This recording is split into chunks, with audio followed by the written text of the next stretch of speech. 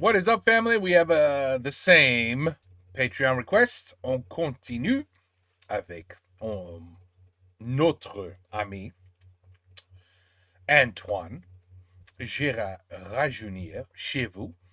All of his amazing stories. We are now episode 13. This man has gone everywhere you could think of, it looks like.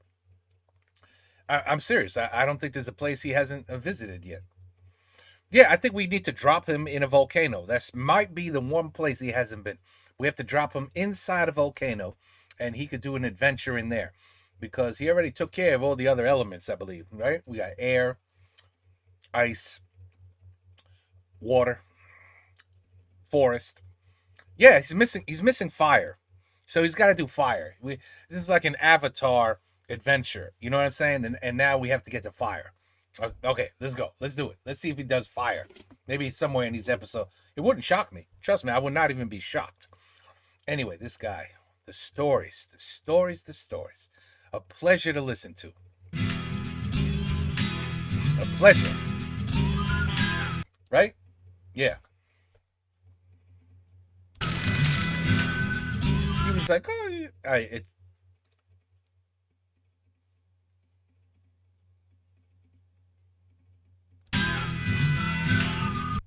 Maybe I was wrong. Maybe he already did fire. Wow. Maybe I was wrong. Là, je vais vous raconter une expédition à laquelle j'ai participé qui était vraiment exceptionnelle, mais qui a commencé d'une manière pas drôle du tout. Ah.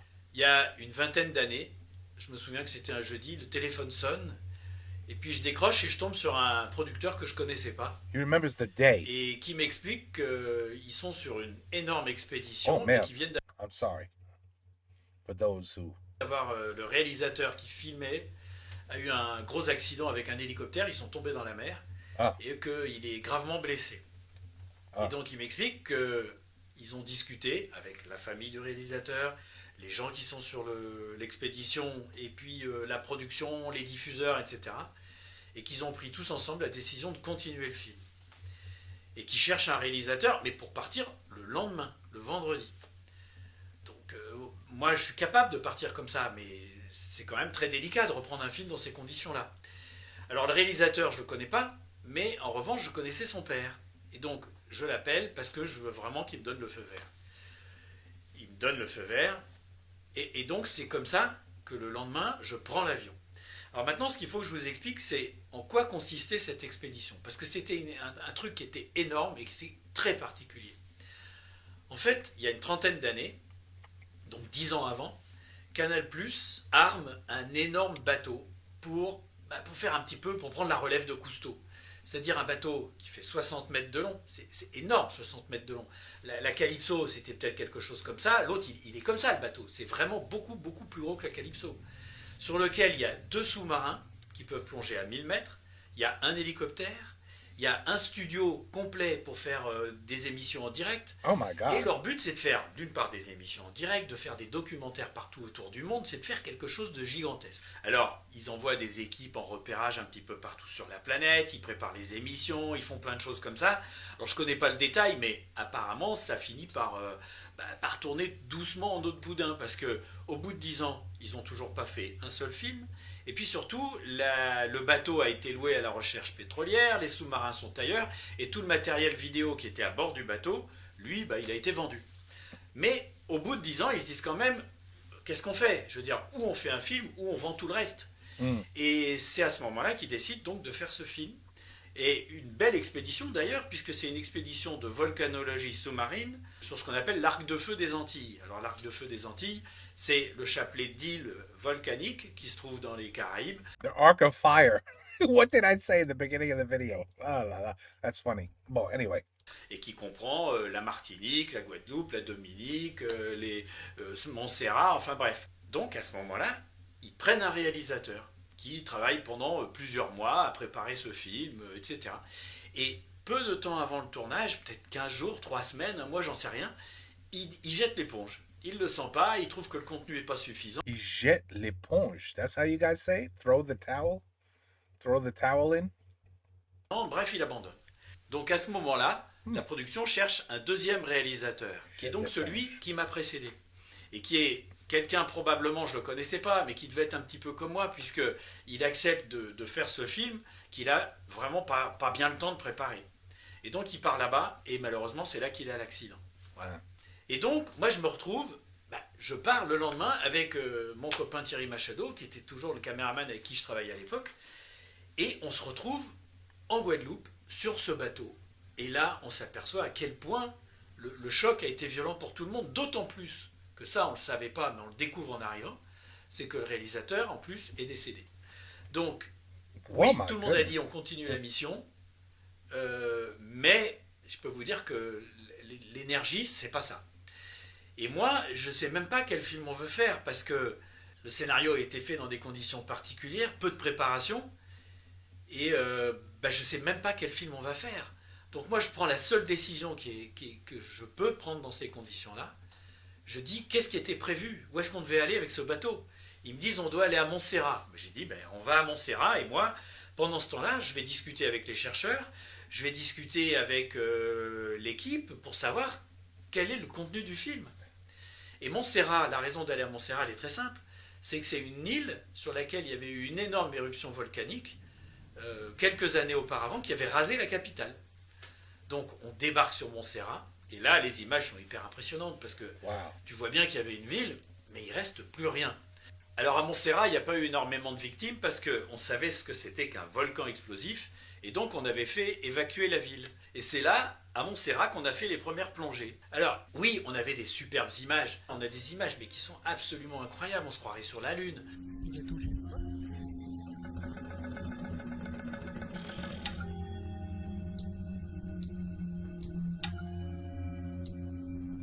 Huh. The man has seen it all. He really has. What could Antoine be impressed with in 2026? He's seen everything. C'est absolument fabuleux. Parce que d'avoir deux sous-marins, ça permet d'en avoir un qui filme l'autre. Et ça, très honnêtement, ça n'existe pas. Quand tu plonges avec le Nautile, je ne sais pas où on en est aujourd'hui, mais à l'époque, il y avait 3 sous-marins qui plongeaient à plus de 5000 mètres. Donc, tu ne pouvais pas faire ces images. Et moi, au départ, je suis un cinéaste de faire des films. Donc, c'est les images qui comptent. C'est très important. Donc, la mission scientifique, c'était ça. C'était étudier les volcans, et surtout les volcans qui se trouvent sous la mer. Parce qu'il y en a. Les îles qui ont été créées, c'est des volcans qui sont sortis de l'eau.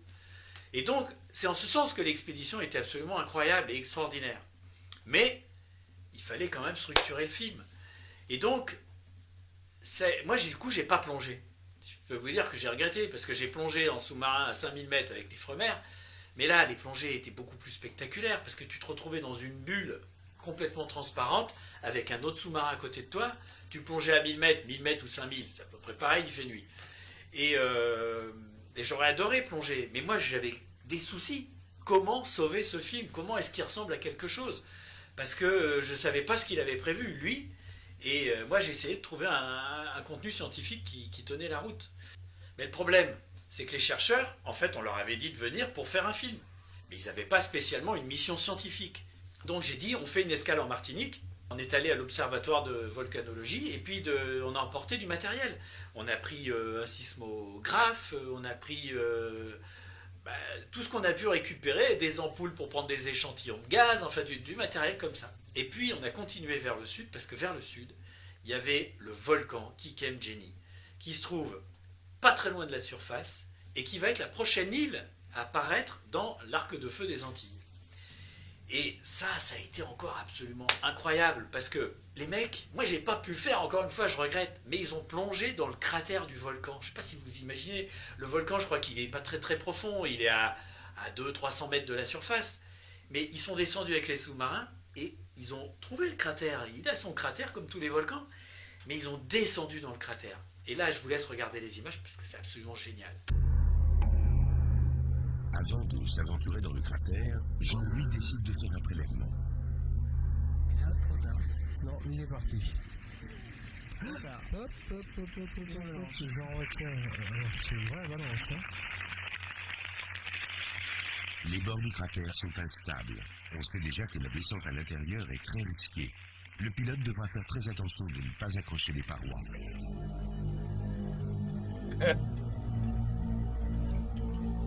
Yeah, I mean, one problem, and it could be over very fast, your life, when you're that deep. One thing for sure, Antoine has no fear of death. None. None. Zero.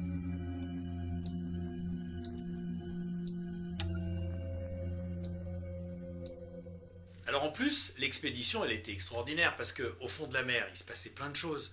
Je veux dire, des rencontres avec des poissons, le décor, l'environnement qui était extraordinaire. Et puis même, au-delà de ça, il y avait des problèmes techniques. Parce que ces sous-marins, ils sont quand même, c'était des prototypes quasi uniques au monde. Donc, il y a toujours un truc qui va pas bien. Il faut reconnaître que par moment, ceux qui étaient au fond de la mer, eh ben, ils ont eu des frayeurs. Oui, mais moi je vais au relais parce que ça m'inquiète.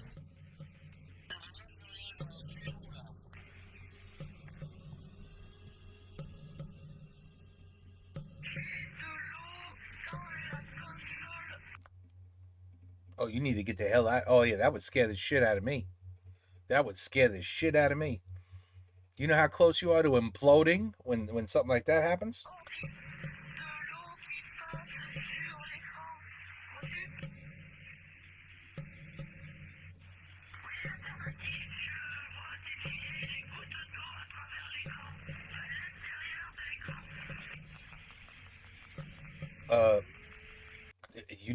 You need to get the hell out of the water.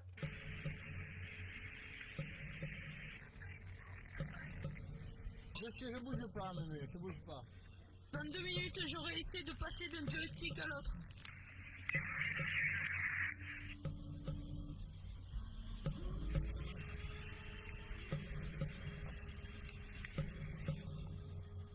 Ok, c'est bon, nounours. Puis on avait aussi parfois du mal simplement à savoir où ils étaient, les sous-marins. Parce que la navigation, ça se fait depuis la surface. Bref, tout ça faisait que cette expédition était exceptionnelle.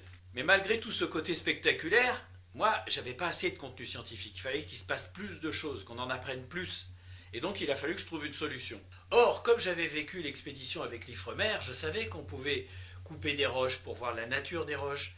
Mais bon, tout cet équipement-là, on l'a pas eu sur le bateau. Donc, ce qu'il a fallu faire pour sauver les meubles, eh ben, c'est de tourner, de refaire les séquences de recherche, vraiment de la recherche scientifique, à la fac de Jussieu à Paris. Donc, ben, on a cherché un petit laboratoire qui ressemblait, qui avait un petit peu l'atmosphère qu'on avait sur le bateau, et les chercheurs sont venus pour travailler sur le gros matériel, en short, en t-shirt, enfin, comme s'ils étaient là-bas, quoi. Normalement, j'ai jamais besoin d'arranger les choses comme ça. Mais là, on était dans des conditions qui étaient vraiment particulières. Et on avait décidé, on avait dit, il faut sauver ce film. Donc, c'est vrai que quand tu ne connais pas les coulisses de cette expédition, ben, le film, en fait, il est réussi, il est spectaculaire, il est bien. Mais moi qui connais tout ce qui s'est passé, évidemment, j'ai quand même gardé une certaine amertume. Heureusement, des expéditions, j'en ai fait d'autres, je vais vous les raconter, et donc on se retrouve demain ou après-demain, en tout cas, on se retrouve très vite. Ben voilà. The man completes an incomplete movie with zero information. What can he not do? What could this man not do? Okay, let's go. Let's find out. Oh. Volcano, Aujourd'hui, yeah. je vais encore vous raconter une belle expédition. En fait, l'histoire commence, avant même que moi je sois sur le film, par des spéléologues italiens qui se baladent au Mexique, dans la région du Chiapas, et en fait, qui cherchent des nouvelles cavités, des grottes qui n'ont pas encore été explorées, pour les parcourir, les cartographier, etc. Et puis, à un moment, ils se retrouvent dans un grand canyon, avec des falaises qui sont très hautes, plus de 100 mètres, et ils s'aperçoivent qu'il y a des grottes, il y a des trous, des cavités. Donc, ils y grimpent avec le matériel moderne, et puis, et ben là, ils ont une grande surprise parce qu'en fait, ils s'aperçoivent qu'ils ne sont pas les premiers. Parce qu'au sol, il y a des poteries, plus ou moins cassées, ils trouvent même un ou deux crânes, ils trouvent des autels Wow. qui montrent qu'il y a eu des cérémonies, il y a des inscriptions sur What les has this parois, man not il y a des seen? traces comment on appelle ça, d'encens qui a séché. Enfin bref, ils se rendent compte que c'est un endroit particulier. Et du coup, ils ont une très bonne réaction. C'est au lieu simplement d'aller explorer, ils décident de monter une expédition d'archéologie. Alors ils reviennent quelques années plus tard pour une grosse expédition avec des chercheurs italiens, des archéologues américains également. Et c'est à ce moment-là que moi je me retrouve sur ce film. Et donc, en fait, c'est une expédition qui est très intéressante parce que, d'une part, qu'est-ce qui s'est passé dans ces grottes? Ça, c'est une des questions que se posent les archéologues. Of course. Et la deuxième, c'est qui est venu dans ces grottes? Et en fait, assez rapidement, ils arrivent à déterminer que c'est pas les Aztèques, que c'est pas non plus les Mayas, mais que c'est encore avant. C'est une civilisation qui s'appelle les Sokés. Ça s'écrit avec un Z, mais ça se prononce les Sokés. Alors en fait, dans mon film, il y a eu deux parties. D'une part, j'ai parlé des différentes civilisations, et ça nous a permis d'aller dans des endroits, dans des villes mayas, etc., qui étaient assez spectaculaires, et de faire, je vais vous raconter un petit peu plus tard, des images formidables. Et puis d'autre part, d'aller dans ces grottes explorer.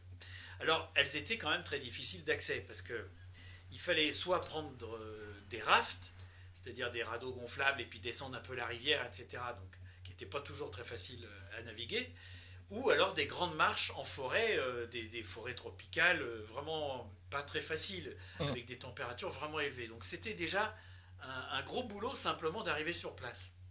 Et puis moi je regardais ces grottes dans la falaise, et je me disais que, bon, évidemment on allait y aller, ça allait être assez sportif, avec du matériel relativement connu, les jumards ou les descendeurs, suivant qu'on arrivait par en haut ou par en bas. Mais moi je ne pouvais pas m'empêcher de penser aux Sokés qui y sont allés il y a des centaines d'années. Parce qu'à l'époque, ils n'avaient pas de matériel. Ils grimpaient dans la falaise. Alors, je regardais comment ça se goupillait. Et effectivement, a priori, je n'ai pas essayé, évidemment, et personne n'a essayé, mais tu devais pouvoir y aller. Parce que à flanc de falaise, il y avait de la végétation. Et je m'apercevais que les langues de végétation permettaient quand même d'atteindre la falaise. Mais ça veut dire que So you could climb the plants? grimpais, que tu te tenais aux racines, que tu te tenais, Yeah, what if the racine was too loose and... tenais aux arbustes? Mais sans déconner, c'était hyper dangereux, hyper engagé. Ouais. Alors que nous, c'était quand même beaucoup plus facile. Mais il y a eu un vrai boulot parce qu'il a fallu emmener les chercheurs dans ces grottes. Or, Oh, I should make this a c'était little des louder. vieux chercheurs, ils avaient plus de 60 ans. Et d'abord, ils n'étaient pas du tout habitués à ce genre de choses, donc ils avaient quand même relativement peur. Et puis, il y en avait un, le chercheur américain. Alors lui, il n'avait pas peur, mais il pesait plus de 100 kilos. Et comme il connaissait rien aux techniques, c'est les sportifs, les spéléologues italiens qui les ont montés ou descendus dans les grottes. Et ça, je peux vous dire que ça a été quand même sacrée histoire. Always a fat American. There's always a fat American in the picture. Alors, comme ces grottes étaient si difficiles d'accès, en fait, on y passait plusieurs jours. Donc, on y dormait, on y mangeait, et puis au bout de 2-3 jours, man. il fallait repartir. Et donc, c'est à ce moment-là que, par exemple, il a fallu remonter le chercheur américain, Thomas Lee, et que ça a été un sacré boulot. Ammazza! Prendila! Why you gotta eat so many McDonald's, man? Come on now. Why are you embarrassing us? Come on. Why can't we have just one skinny American once in a while? Always gotta be big asses. You gotta need 8 people to bring your fat ass up there. Oh la la. Mamma mia, ragazzi!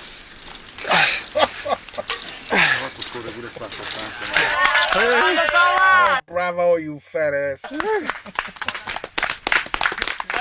He's pretty big though. He's got big arms. It's not like that's not fat. He's pretty muscular a little bit. Mais bon, ça, Yeah, that's c'était la funny. partie un peu sportive de l'expédition. Mais il y a eu plein de trucs qui étaient passionnants. Parce que, une fois dans les grottes, les chercheurs se sont pas contentés d'observer ce qu'il y avait. Ils ont fait des fouilles. Alors, les fouilles vraiment classiques, tout doucement, en creusant, en grattant, avec le pinceau, etc. Et les tamis pour ne pas laisser passer des petits objets, etc. Et c'est là qu'on a découvert que dans ces grottes, il s'était passé des trucs quand même terribles. Parce que on a retrouvé des corps d'enfants qui avaient été sacrifiés. Des enfants qui avaient 1 an ou 2. Alors, What? Quoi? apparemment, ces enfants étaient vivants quand ils sont arrivés. Et le sacrifice avait été fait de manière rituelle, puisque on leur avait, je vais pas rentrer dans les détails parce que c'est pas très drôle, mais en fait on voyait très bien la manière dont on avait découpé le crâne, qui montrait que c'était d'une manière assez classique et connue dans ces civilisations-là. Et moi, ça m'a quand même vachement touché parce que, évidemment, tu as ces petits corps qui sont morts, bah, de mon point de vue, qui sont morts vraiment pour rien. Donc ça, déjà, ça me révolte d'une certaine manière. Bon, effectivement, c'était à une autre époque, on ne savait pas les mêmes choses qu'aujourd'hui, mais quand même, ça me contrarie beaucoup. Ouais, Et ce qui m'a beaucoup touché aussi à un moment, c'est que ils ont trouvé un tout petit bracelet. Un petit bracelet en cuir avec une petite perle d'os. Et c'était vraiment, c'était hyper touchant de penser à ce gamin qui avait ce petit bracelet. J'en sais pas plus de ces sacrifices, mais vraiment ça c'est quelque chose qui m'a touché. Alors au-delà de ça, l'expédition a été encore passionnante pour plusieurs raisons. Parce que d'abord, on est allé du coup aller retrouver des traces de la civilisation Soke. Et il y avait, entre autres, une ville qui était totalement perdue dans la forêt. Il a fallu marcher 2 jours à travers la forêt pour arriver enfin à un endroit où, en pleine jungle, on a découvert des murs mais qui faisaient une bonne dizaine de mètres avec des très grosses pierres, complètement envahies par la végétation. Et on a donc réussi à monter sur cette énorme structure qui s'est avérée probablement être la place centrale d'un centre cérémoniel, d'un endroit où il y avait des temples. This is like Raiders of the Lost Ark shit right here. Et il restait effectivement un certain nombre de temples qui étaient autour de cette grande place. Alors, on les voyait encore malgré les arbres et tout ça, mais c'était quand même un peu Indiana Jones, quoi, je veux dire. Told you. Moi, je me rappelle quand j'avais une dizaine d'années, j'avais lu des livres d'un mec qui était allé, un des premiers qui était allé sur les temples d'Angkor, je crois, et ça m'avait fait rêver, quoi. Et ben là, je le vivais, ce truc. C'était absolument formidable. Et puis, il y a encore 2 choses que j'ai envie de raconter. C'est que, pour le film, je veux dire, je ne me suis pas contenté de raconter l'expédition elle-même, ce qu'on a fait dans la forêt, etc., l'exploration des grottes. Mais évidemment, j'ai aussi raconté les civilisations précolombiennes de la région. Et c'est comme ça qu'on est allé dans des endroits absolument fabuleux comme Palenque, où tu as des pyramides, je crois que c'est Maya, des pyramides qui sont absolument superbes. Et en plus, on y est allé avec la cinébule, vous savez, cette fameuse montgolfière qu'on avait fabriquée avec une banquette à la place du panier. Tout ça pour faire des prises de vue. Or, la cinébule, on l'avait modernisée, c'est-à-dire que Danny, parce que c'est quand même lui surtout qui a fait l'essentiel du boulot, parce que moi je me suis occupé des fixations caméra, des choses comme ça, c'était pas très compliqué, mais lui, il a développé, enfin il a adapté, je dirais, un moteur de parapente à la montgolfière. Donc maintenant, on avait un moteur, donc on pouvait se déplacer. Mais une montgolfière, c'est pas du tout fait pour être poussé par un moteur. Donc c'était quand même un petit peu, on allait à peu près où on voulait. Mais je rappelle encore une fois que c'était avant les drones. Donc on a réussi tout de même à faire des plans assez extraordinaires où on remonte les escaliers d'un temple et on arrive tout en haut et je bascule la caméra et on s'éloigne. Et tout ça avec le cul en l'air dans des positions complètement assez scabreuses. Heureusement j'avais un harnais, mais limite de me casser la figure. Grâce à leur emprise sur les hommes et leur maîtrise de l'architecture, les dirigeants élevèrent d'impressionnantes constructions. C'est au sommet de ces temples monumentaux que les sacrifices avaient lieu, bien en vue de la population. I'm just thinking, I mean, why would you sacrifice a 1, a 2, a 3-year-old? I mean, that's just...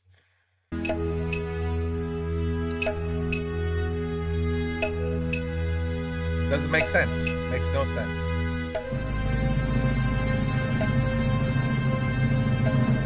But look at these man-made I can't, the word's not coming to me. Extravagant building capabilities where you know I mean we talk about this with the pyramids. How, you know, because they didn't have equipment, they didn't have trucks, they didn't have you know, all this is by hand. It really is just it's amazing. It's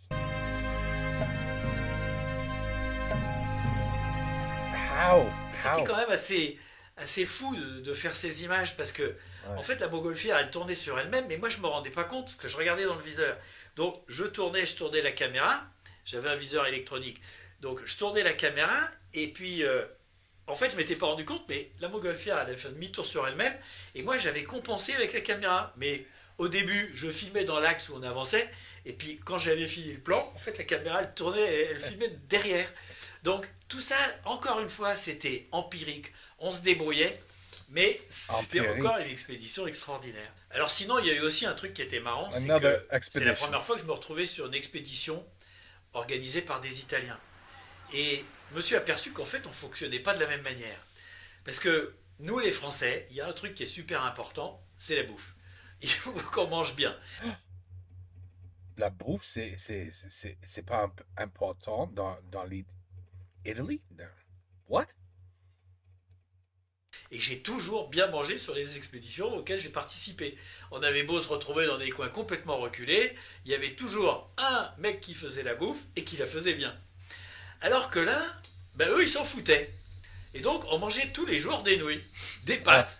Alors, accommodés différemment, il y en avait toujours assez, mais d'un point de vue gastronomique, c'était quand même pas terrible.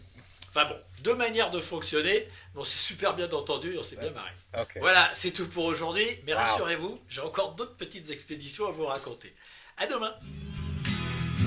This guy blows my mind. He really does.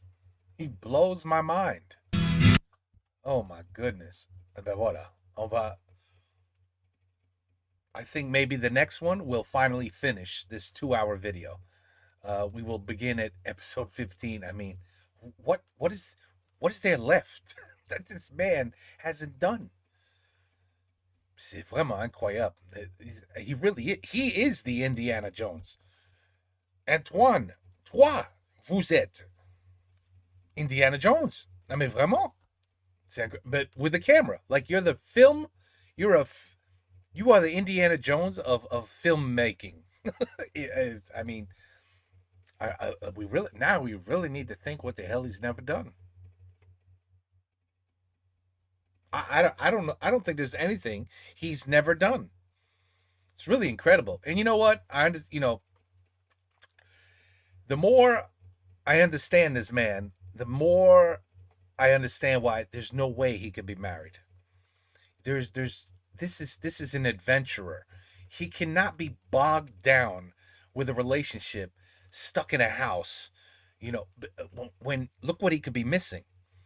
Look what he would miss if he did that. The stories that he's going to be able to tell. He has one son, right? I think he just has one son. So if that son grows up, has kids, could you imagine the stories that he's going to be able to tell his grandkids? They'll be like, oh, grand-père, you're full of shit. Arrête. Ah non, vraiment, il a fait ça. His son will be like, non, il a fait ça. Mon père a fait ça. But anyway, it's what an amazing life this man has lived. And you know what? He had to make sacrifices to do what he's doing for a living, and clearly he couldn't be any happier. He made the right choices. In other words, he made the right choices. Anyway, great guy, great videos, and we will finish it in the next one. All right? Take care. Peace out. À la prochaine.